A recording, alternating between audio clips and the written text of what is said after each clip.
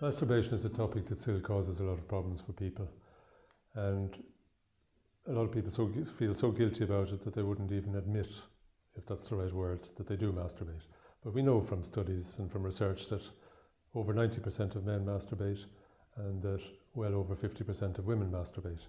And masturbation is widely practiced throughout the animal kingdom. But yet people feel guilty about it. I suppose it's the old Catholic guilt that we have in Ireland is still hanging in there, even though we tend to think we're very liberated nowadays and we have a free and easy attitude to sex. I think this guilt about sexual pleasure, and particularly about sexual pleasure which is applied by the person themselves, for themselves, seems to cause more difficulties than sexual pleasure with a partner. So, and a lot of people attribute to masturbation problems that cannot be attributed to masturbation. For example, I would see a lot of men who are suffering from erectile problems, like impotence, and they would volunteer to me that I think this problem is due to masturbation.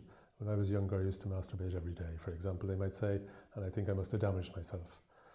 I think women are more circumspect about masturbation than men because there is a historical and cultural attitude towards women of repressing women's sexuality much more than repressing men's.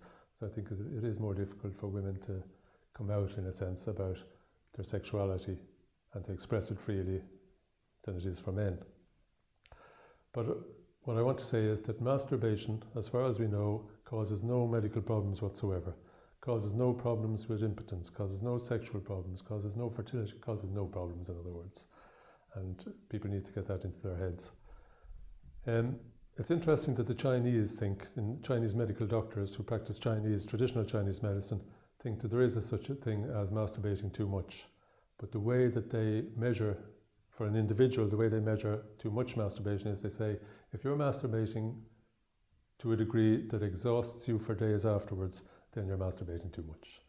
But that's the only reference I've ever seen to a medical problem related to masturbation.